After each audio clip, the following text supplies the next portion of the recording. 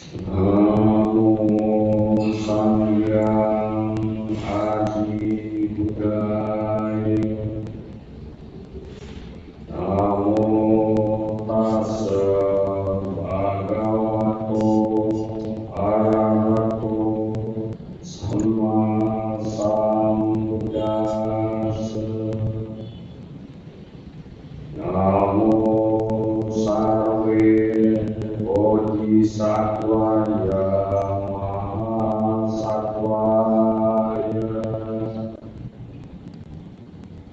Dhammam cari sucarita natang ducaritan cari dhamma cari sukang seti asming loke parang ibicara. Ikutilah kehidupan yang benar dan jangan menyimpang. Orang yang menjalani kehidupan yang benar akan bahagia di alam ini maupun di alam sana. Namo Samyang Adi Budaya Namo Budaya. Ibu, Bapak, saudara-saudari yang terkasih di dalam agama, baik yang hadir di Bakti Salah pada sore hari ini yang sudah mulai ramai karena kita sudah memasuki masa uji coba untuk era yang nanti kalau kita masuki kita sudah siap, yaitu era new normal. Hari ini saya lihat yang hadir sudah lebih banyak. Pak Dodi, Ketua Yayasan beserta keluarga juga hadir. Ya, Ibu Pandita dan sudah banyak yang hadir di Bakti Salah ini. Walaupun kita tetap mematuhi yang namanya physical distancing. Ya, kalau pemerintah menganjurkan 1 meter, kita ini kelihatannya 3 meter. Ya, kemudian social distancing, tidak boleh berkumpul ramai-ramai, kita masih memenuhi syarat. Bakti Salah kita ini, kalau kita ini kapasitasnya biasa 1 deret minimal. Sekarang bisa diisi 3. Ya, jadi kalau kali sekian ya kita bisa dengan sesuai dengan ketentuan social distancing. Bakti Salah kita ini bisa menampung 60 sampai 70 orang, masih aman. Dan yang merasa memakai masker ya silakan. Saya tidak pakai masker pada saat ceramah dan tidak jelas suara. Ya. Dan demikian juga di rumah saya berharap saudara-saudara kita tetap dengan setia yang mengikuti live streaming yang kita adakan di melalui wihara kita ini. Ibu, Bapak, serta saudara yang terkasih di dalam agama, hari ini adalah hari terakhir dari masa PSBB tahap kedua yang ditetapkan oleh wali kota. Tahap 3 ya. Tahap 3 ini tahap yang terakhirnya. Tapi saya belum sempat mengikuti berita apakah diperpanjang lagi atau selesai. Nah, kalau selesai berarti kita akan masuk satu era yang disebut sebagai new normal. Nah, oleh sebab itu tema ceramah kita pada sore hari ini adalah bagaimana kita memahami dan menyikapi era new normal itu. Ya, ini penting. Ketika awal pandemi COVID-19 ini, saya buat ceramah juga menyikapi, mengantisipasi dan menanggulangi COVID-19 dalam perspektif Buddhis. Nah, hari ini bagaimana kita memahami dan menyikapi era new normal ini penting. Ya, kalau kita keliru memahami, namanya salah paham, ya, gagal paham, nanti keliru dalam pelaksanaan. Namun sebelum kita lanjut, ya, saya ingin mengajak kita kembali mengingat, ya, kembali mengingat pada awalnya kami sudah mengatakan bahwa menurut pandangan agama Buddha dalam perspektif Buddhis, pandemi COVID-19 ini sebagaimana juga dengan penyakit-penyakit pandemi yang lain, juga bencana-bencana yang lain, ini bukanlah hukuman, ya, atau dikirim oleh siapapun untuk menghukum, untuk mengutuk, ya, orang-orang yang dianggap berdosa, murtad dan lain sebagainya. Ya, sekali lagi dalam konsep agama Buddha, pandemi ini sebagaimana dengan bencana-bencana lain, termasuk bencana alam berupa bumi, tsunami dan lain sebagainya, itu bukanlah hukuman ataupun kutukan yang dikirim oleh siapapun untuk menghukum orang-orang yang dianggap berdosa, ya, murtad ataupun tidak menjalankan ajaran agama. Dalam pandangan agama Buddha, bencana termasuk pandemi COVID-19 ini hanya semata-mata berlakunya hukum alam semesta yang kita kenal dengan Pancanyama. Ada 5 Pancanyama, ada 5 hukum alam semesta yang mengatur seluruh fenomena, seluruh kejadian yang ada di alam semesta ini. Dalam hal COVID ini, yang pertama adalah hukum Niyama, hukum tertib kosmis, hukum anorganik yang mengatur musim, ya, kelembaban udara dan lain sebagainya, peredaran planet-planet, hukum-hukum fisika itu diatur oleh hukum Niyama. Yang kedua, hukum organik, hukum biologi, mengatur pertumbuhan, perkembangan makhluk termasuk bakteri, virus dan lain sebagainya. Dan yang ketiga adalah hukum karma. Hukum karma adalah hukum tertib moral, hukum yang ada efeknya dari moral manusia, perilaku manusia, perbuatan-perbuatan manusia. Nah, karma inilah yang memicu, ya, karena perbuatan manusia, tingkah laku manusia, ya, perilaku manusia itulah yang memicu timbulnya berbagai bencana.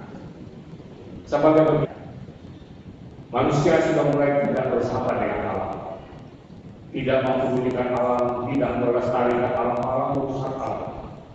Perilaku kita secara manusia pun sudah mulai melupakan nilai-nilai kemanusiaan. Ini sudah sering dibahas sebelum terjadinya pandemi COVID, sudah sering dibahas bahwa manusia ini sudah kehilangan nilai-nilai kemanusiaan.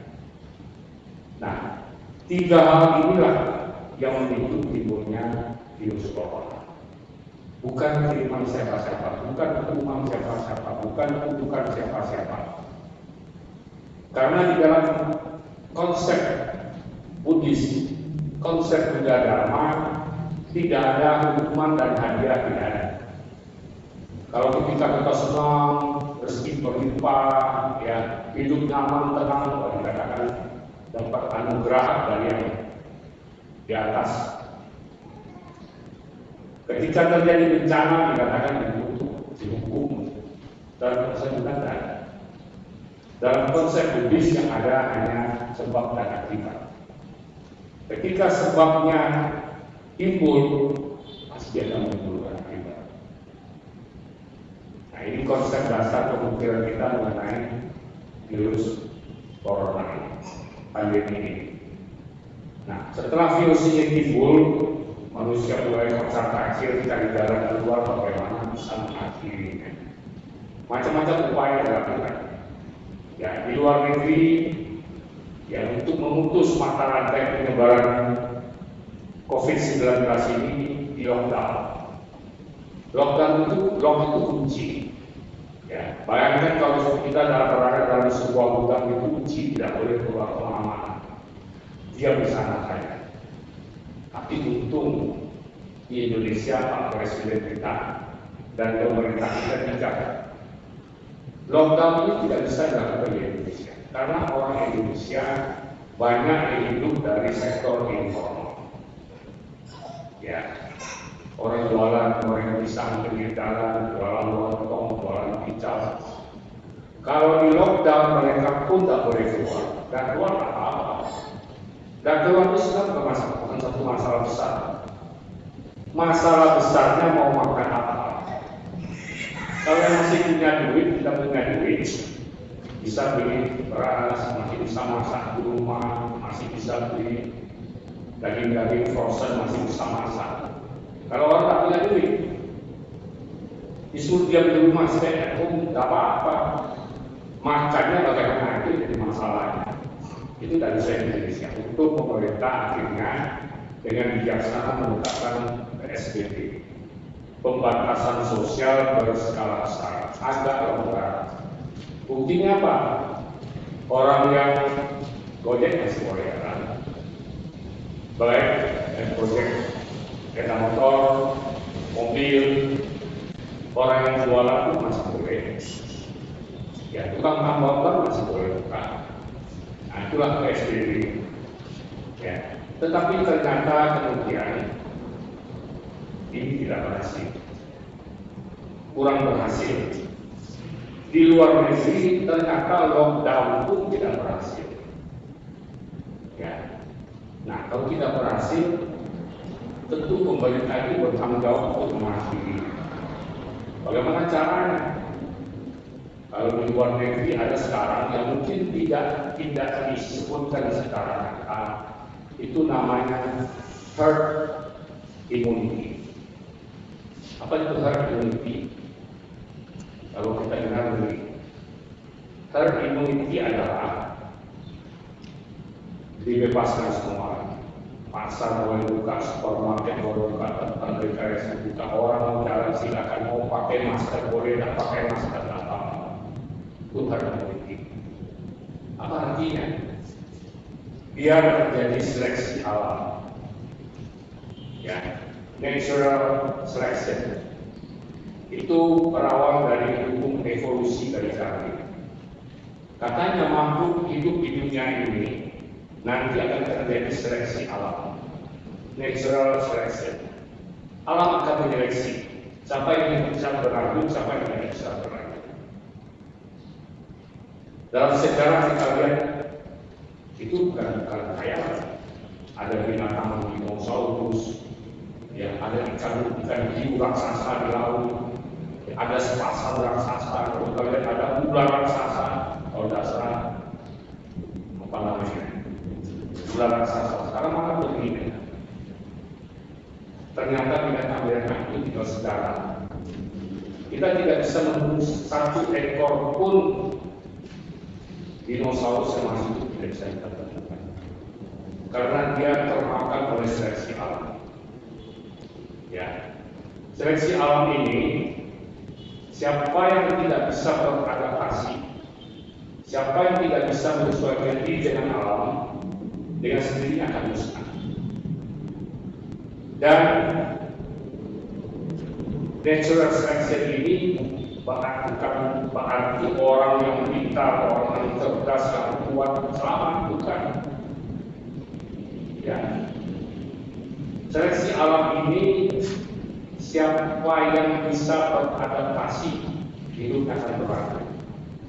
Yang tidak bisa beradaptasi, mati. Ya, seperti dinosaurus, mamut, gajah raksasa yang menentukan. Mana sangat tidak sejarah. Herd immunity ini adalah konsepnya adalah natural selection. Dibiarkan saja bebas. Yang terkena virus terkena. Kalau bisa bertahan, imunitinya, daya tahan tubuhnya bisa memerangi virus, sembuh, dia sehat, dan dia tidak akan kena virus. Yang nggak bisa bertahan, mati. Ini sebenarnya yang disebut herd immunity. Ngeri kan? Ngeri. Bebas, mau pakai masker boleh, mau pakai face shield boleh, mau pakai sarung tangan, nggak mau pakai itu nggak apa-apa. Semau mau lah, nanti alam yang seleksi.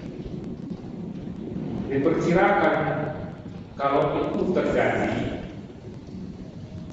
ya nanti manusia akan berkurang separuh dari saat sekarang. Itu yang terjadi. Ya, ada untung-untungnya. Kalau lockdown itu pengaruh ekonomi merosot, karena perusahaan toko pabrik itu tidak ada aktivitas. Bandara orang tak boleh kemana-mana, ya, ekonomi tidak. Tapi kalau herd immunity, tidak mana-mana saja. Karena apa? Disinyalir dari hasil pengamatan selama ini yang tidak bisa bertahan terhadap serangan virus corona ini, corona 19 ini adalah orang yang berusia 60 tahun ke atas. Apalagi kalau dia punya satu penyakit yang menyebabkan imunitas tubuh yang sangat buruk. Ya, untuk pemerintah kita tidak memperlakukan. Ada yang mempertanyakan, apakah new normal ini adalah herd immunity? Pemerintah sudah jawab tegas tidak. Ya, tidak. New normal itu aktivitas kembali dibuka, perdagangan, bandara, tempat rekreasi, hotel, toko, supermarket, sekolah kembali dibuka, tetapi tetap memperhatikan protokol kesehatan, sosial, perjalanan, dan lain sebagainya. Saya mengatakan ini jalan tengah. Ini jalan yang diajarkan oleh kita. Kalau perdagangan tidak diaktifkan lagi, lama-lama keuangan semakin anjlok. Kalau dibebaskan betul, itu hal ini. Biar alam yang seleksi. Biar alam yang memilih siapa yang akan berlanjut, siapa yang akan berangkat. Nah, kalau hal immunity ini, kelemahannya yang sibuk itu siapa? Yang sibuk itu tukang pukul sama tukang krematorium rumah sakit. Karena mungkin satu hari bisa ribuan orang mati. Nah, tidak bisa bertahan mati. Untuk pemerintah bijaksana mendapatkan new normal. Nah, ini yang perlu kita paham. New normal artinya nanti kita boleh tetap jualan, buka toko, buka apartemen, juga tadi sudah trial, sudah mencoba. Ya, supermarket, tempat wisata, hotel, pokoknya boleh. Tetapi new normal yang baru. Ya, normal yang baru itu bagaimana? Normal, tetapi baru. Jadi artinya bukan aku seperti yang dulu lagi. Aku sudah baru. Ya, kalau dulu jalan, ya sisir, kalau saya sisir nanti di jalan. Sekarang saya tak boleh kita masker. Ya, masker tak boleh kita itu nanti harus dari satu kebiasaan. Sarung tangan disiapkan. Jadi kan perlu segera pakai. Dosa 10 kali. Di atas mobil ada hand sanitizer. Ya. Di mana-mana disediakan wastafel untuk cuci tangan pakai sabun dan air mengalir. Ya, semua disebut buat baru, normal yang baru. Ya, jadi jangan kita dulu tidak boleh jangan. Ya. Pokoknya kadang-kadang dulunya ngomong punya artinya ini. Dekat-dekat kan, tapi kan kita bersaudara, itu sudah baru. Ya dulu ya, sekarang tak lagi. Saya sudah rapat kemarin kan, sudah tahu kan, tidak pasti intinya di sini. Supaya lebih banyak supaya bisa digunakan. Kalau sekarang kan sampai di sini yang mungkin itu baru selesai. Kalau sudah mulai di sini, di Jakarta itu sudah baru. Ya, sudah dibicarakan juga kalau umpamanya kita mesti siap layar televisi atau layar proyektor untuk antisipasi muatan yang di bawah. Dan tidak boleh marah.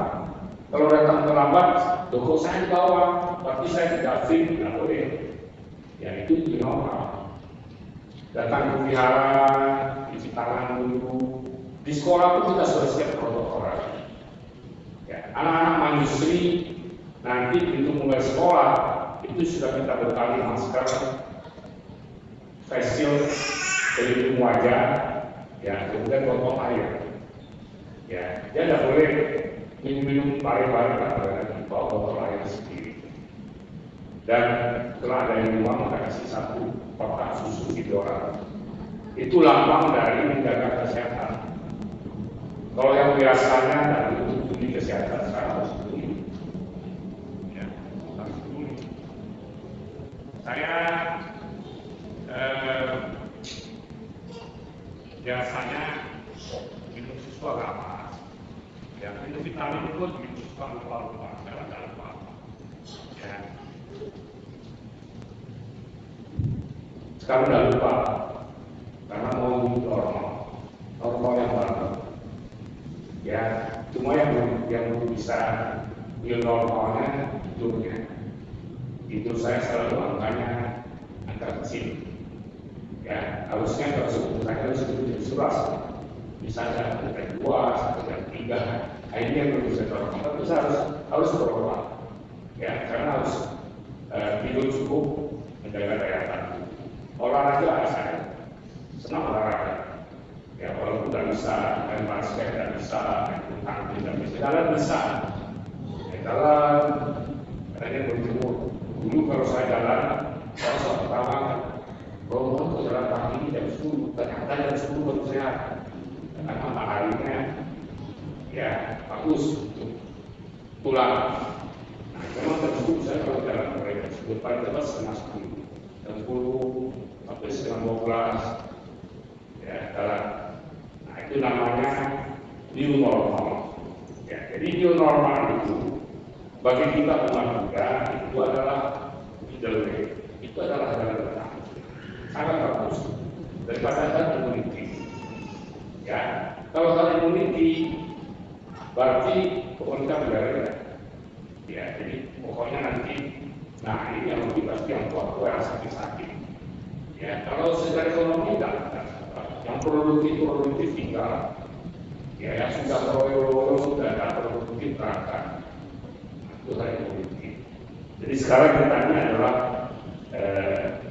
new normal. New normal itu adalah jalan tengah yang diambil oleh pemerintah, ya supaya kita tetap bisa secara ekonomi tidak terlambat, tetap bisa berlanjut, tetapi tetap dijaga supaya jangan banyak yang terkena.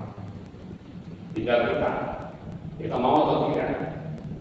Ya, selain cuci tangan sering-sering, tidak bepergian kalau tidak ada kepentingan yang perlu, menghindari rumah kerumunan orang banyak, menjaga jarak, pola hidup yang sehat, minum vitamin, istirahat cukup, berolahraga, itu sudah disebut new normal.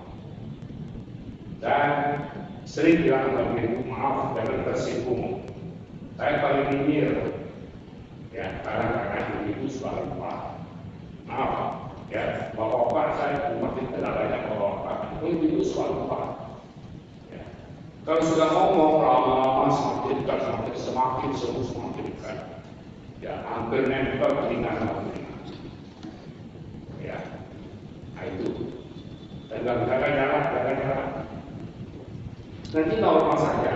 Sekarang orang ke kantor saya, maaf, duduk di sofa dan duduk di meja. Beberapa orang ada semua, tapi lama-lama tahu.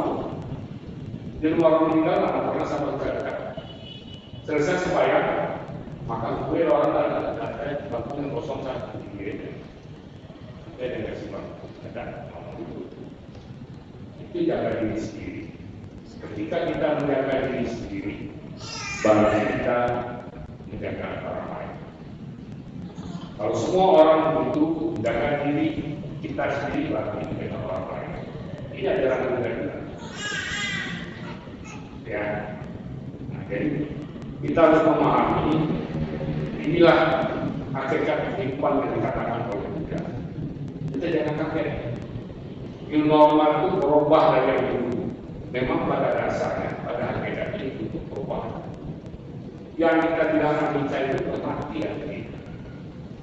Ya, anicca itu dari bahasa Pali, anicca dalam bahasa Sanskerta artinya tidak kekal. Tidak kekal itu hakikatnya adalah berubah. Segala sesuatu yang berubah itu tidak kekal. Jadi jangan bilang anicca itu artinya mati.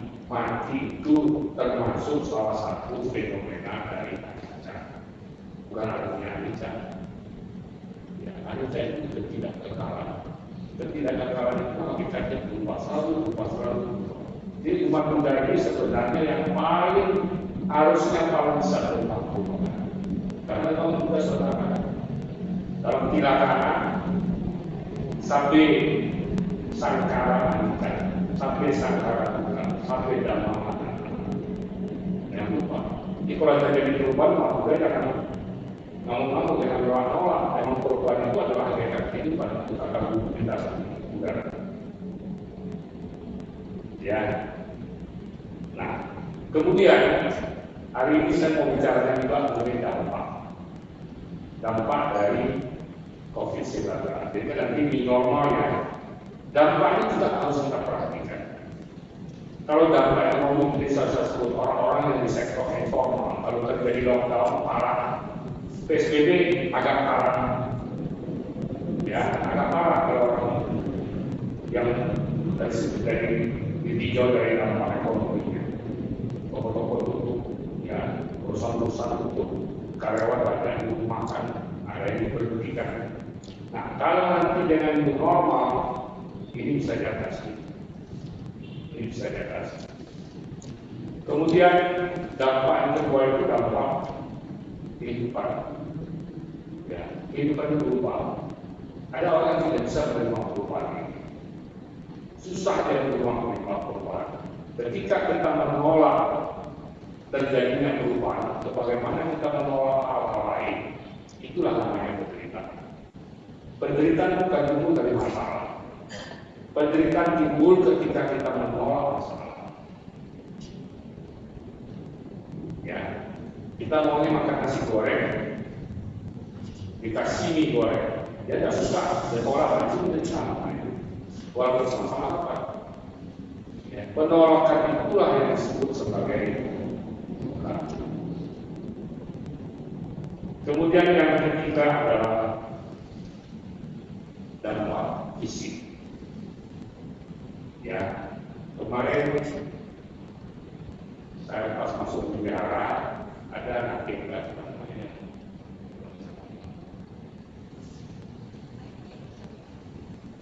Ya, kamu mulai ngomong, dia dapat cairan dapat apa?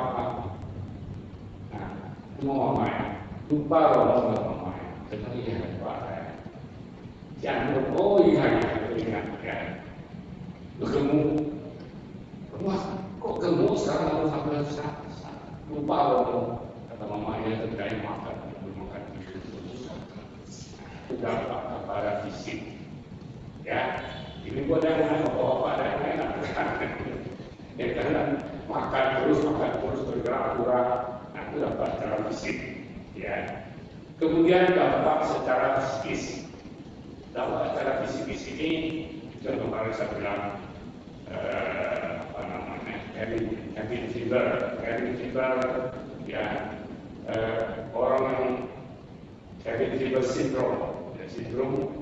Mereka mulai kuring-kuringan ya, karena di rumah tadi baru saya baca lagi ya, semakin banyak orang yang siap-siap mau bercerai karena COVID ini. Tiap hari ketemu bosan dan dia itu juga tidak bisa nahan emosi, marah-marah sama anak sama istri di rumah tangga.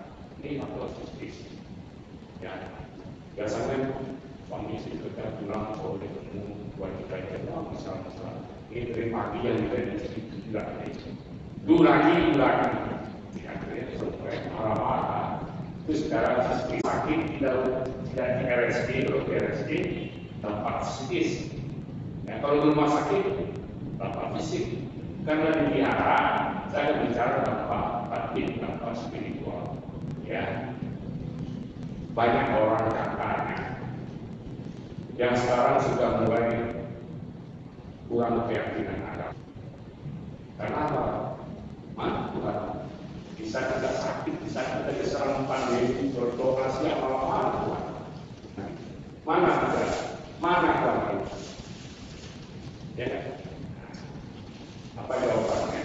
Bahkan ada sekalian kliping video singkat orang India bawa patung-patung dibuang ke sungai. Orang India sudah kecewa sama dewa tidak menolong dalam pandemi COVID. Tapi untuk saya banyak butuh. Kalau tidak lalu betul patung-patung Ganesha di sungai. Tapi untung kami pergi ke India kemarin ketemu yang lain. Itu bukan membuang harga. Mereka di India itu orang Hindu. Ada satu hari di mana mereka mengadakan perayaan. Patung-patungnya dibuat dari tepung. Itu kan ya. Kita sampai di sungai itu sungai bersejarah kalau mau sampai di mau balik. Orang patung-patung warna-warna bernyanyi yang berdoa sampai di sungai dilempar patung. Saya mau itu itu bukan patung, itu upacara. Patung itu bukan patung kuil, patung itu dibuat dari tepung. Ya, sudah selesai acara dibuang. Sama seperti orang tapi itu pada akhirnya dibuang terlalu itu kan. Akhirnya harus itu. Jadi dan bagi saya yang pernah lihat saya tahu bahwa itu bukan karena orang kecewa sama dewa yang patung-patung yang dibuang kan. Tapi mungkin ada orang yang berpikir begitu. Ya, dulu Malambor, ya, tanpa seizin Tuhan kita tidak akan tahu virus corona. Ternyata yang ngomong umat yang ikutan hanya salah. Ya. Kalau tidak akan terjadi pada dirimu yang bukan karma, betul 100% betul. Tetapi jangan sepotong. Kalau sepotong orang dari salah pengertian. Gimana salah pengertiannya? Kalau yang ngomong itu ya tidak akan terjadi pada diri kita bukan karma. Pertanyaannya memang Anda tahu karma Anda apa? Apakah Anda tahu karma lama Anda apa? Baik atau buruk? Dia akan membuahkan hasil yang baik atau hasil yang jelek? Tahu tidak tahu. Dan karma bukan hanya yang lampau, yang kita perbuat sekarang juga karma. Makanya di awal pandemi umat Buddha ayo acara suta, baca mantra, baca jagung, baca Om Mani Padme Hum, kita baca mantra Om Mani Mahamu. Bukan minta Buddha Kuan Yin bunuh virus corona. Itu upaya kita menimbun karma baik. Baca suta, baca parita, menghafal Buddha, info itu mengakumulasikan perbuatan baik, menimbun karma baik. Kalau seandainya dulu ada karma-karma buruk yang mau berbuat, mudah-mudahan bisa dinetralisir oleh karma baik yang kita lakukan. Ya kan? Itu. Jadi keyakinan kita tidak bergeser, tidak akan bergeser. Dan memang penting ada. Baca sutra, mantra, parita, berbuat baik. Ya. Aktif di posko, tidak bisa aktif. Sumbangannya sampai berbuat baik habis bagus. Itu kan berbuat baik. Itu cara cerdas umat Buddha menghadapi COVID-19. Bukan berdoa hampa saja, berdoa minta minta Tuhan segera menarik, segera menyingkirkan, segera membunuh virus corona. Dan bukan cara memudah. Maka saya bilang kalau seorang umat juga yang mengerti dengan terjadinya pandemi COVID-19 ini, seharusnya keyakinan yang menjadi sangat kuat. Karena apa yang dikatakan oleh Buddha betul dan perlu diralat. Dari semula kita tidak mengatakan corona itu bukan tidak. Karena ulah perbuatan manusia yang mempengaruhi hukum Allah lain. Itu sebenarnya. Jadi kadang-kadang kita kalau mengerti ayat itu hati-hati juga. Kalau orang tidak mengerti, dia ambil sepenggal, terjadi kasus. Ya, seperti misalnya tidak akan terjadi pada diri kita bukan karena. Artinya apa? Tidak usah pakai masker, tetap berkumpulan ramah. Tidak usah jaga jarak, tidak usah jaga kesehatan, tidak usah menjaga imunitas tubuh kalau karena ada kena. Nah, kalau kena ya, apa jadi kan? Hukum karena betul, ajaran kita salah. Yang salah siapa? Kita yang salah mengerti. Ya, jadi ini yang saya maksud supaya kita hati-hati. Yes. Sekarang kembali pada dampak spiritual tadi. Saya tidak tahu juga, ya, kalau seharusnya menurut saya dengan kejadian pandemi COVID ini keyakinan kita semakin kuat karena timbulnya virus corona berkembang menular, ya, cara mengatasi, cara mengantisipasinya semua sesuai dengan caranya. Ya, tadi antara kita new normal dan herd immunity. Pemerintah juga menang. Boleh bebas lagi seperti aktivitas biasa, tetapi tetap dengan kesehatan. Tidak disuruh bebas saja. Yang pertama yang mati. Tidak. Di jalan mana? Ya, kalau yang mengerti betul dalam budaya yang ditunjukkan lebih dari 26 abad yang lalu, ternyata sekarang masih terpakai. Nah, tinggal kita bagaimana sekarang. Memang kemarin dalam rapat kita sudah bicarakan juga ada dampak-dampaknya, ya, secara batin, secara spiritual bagi umat-umat yang memang awal-awalnya keyakinan kurang kuat. Ya, biasanya jadwal minggu hari ini jam 8 sampai jam 6 sampai jam 8 kita sudah alokasikan waktu untuk pemeliharaan. Karena sudah lebih 2 bulan kita pelihara, jangan-jangan jadwal itu sudah bergeser. Karena banyak drama Korea, ya, drama Korea. Kalau sudah dialihkan, nanti ketika new normal diharap oleh nanti waktu sudah jadwal sudah bergeser, susah untuk kembali. Kita pantau yang buka live streaming, ya, maju proses ada yang terdaftar saya memantau maju tahu, ya, paling 15 orang itu sudah sebentar. Yang paling setia katanya, nanti saya tak sebut namanya dulu, mungkin tiada hadiah. Tiap minggu dia selalu sampai selesai. Dan cuma satu mat ya, satu mat ya. Ya, tapi sekarang sudah ini. Oh, enggak lagi. Paling setia ada bekas hadiah dari dia. Ya, nah ini. Jadi kalau kita memang keyakinannya goyang-goyang, susah.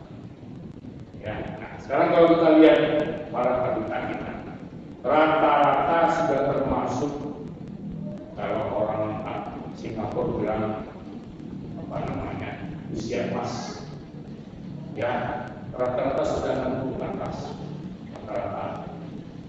Tapi tetap semangat, dan mudah-mudahan sampai sekarang masih sehat. Ya, karena apa?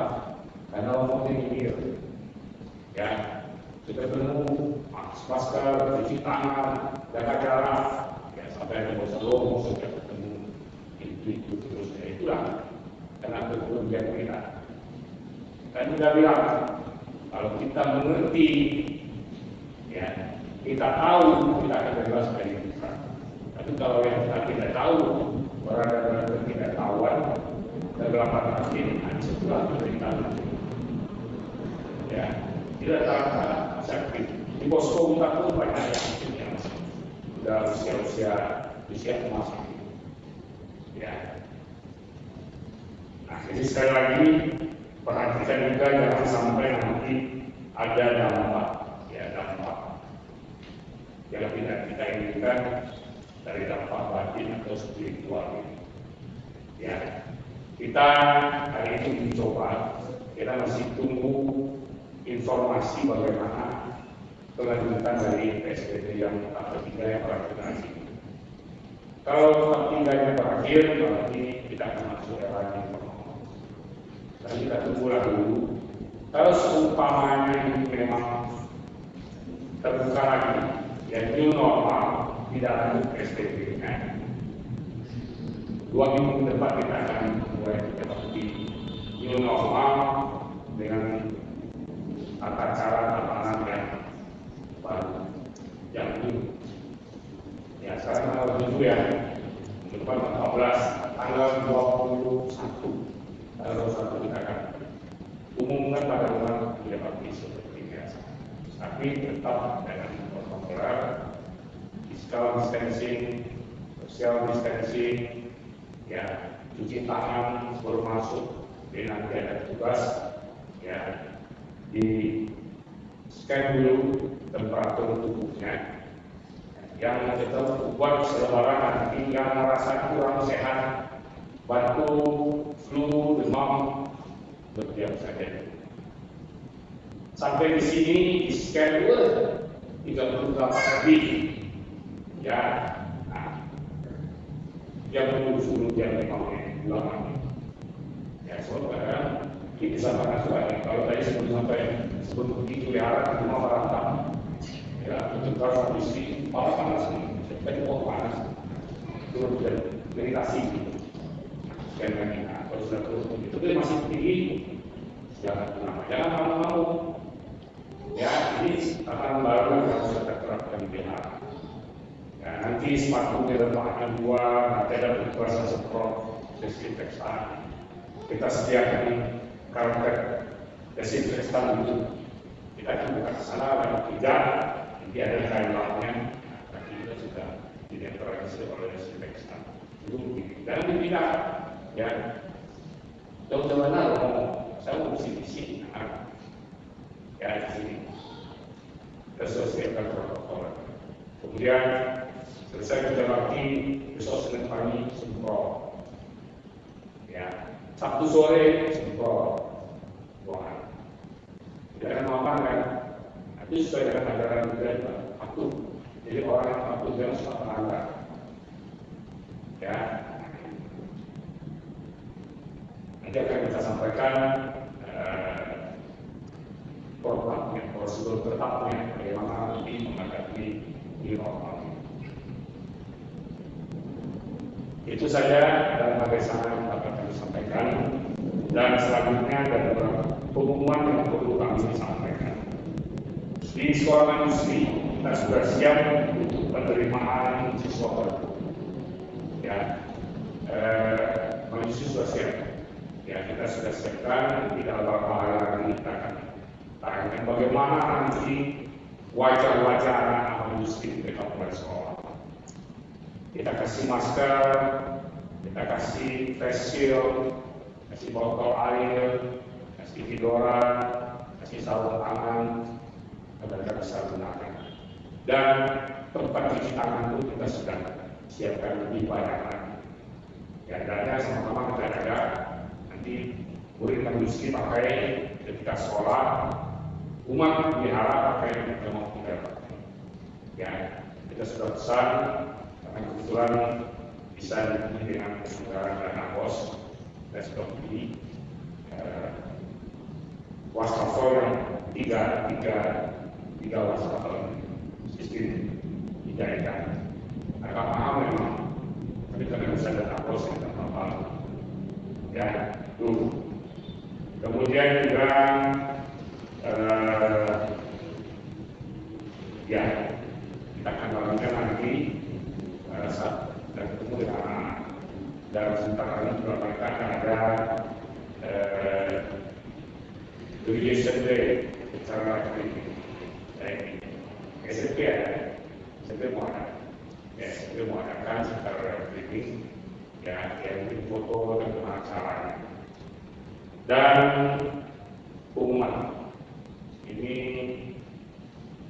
besok hari terakhir ya kebetulan yang saya dalam festival itu ada seorang donatur. Ya, donatur masih keluarga muda muda. Ya, beliau ini anaknya dua sekolah minggu. Sekarang sudah lanjut sekolah luar negeri. Beliau yang memang presiden. Ya, nah kemudian satu lagi mantan murid sekolah minggu Pak Abu, Pak Pancagabe yang mengerjakan bangunan sekolah. Ya, beliau juga akan memberikan paket. Saya beri nama paket sembako khusus karena beliau mau dibagikan pada orang tua. Ya, kita membeli sekarang karena paketnya kalau saya tidak salah enak, beras, minyak, gula, telur. Nah, telur pengalaman waktu Imlek kemarin ada lagi lebih sekarang. Ya, paling kalau kita tetapkan hari ini 2 hari sebelumnya baru boleh kita beli karena busuk. Kejadian itu busuk, seorang mau siang pelihara telur busuk karena telur tak tahan. Ini akan dibagikan kepada para orang tua murid. Saya sudah umumkan kalau ada orang tua murid, baik orang tua murid sekolah minggu maupun orang tua murid sekolah industri, kalau ada yang membutuhkan, jangan segan-segan.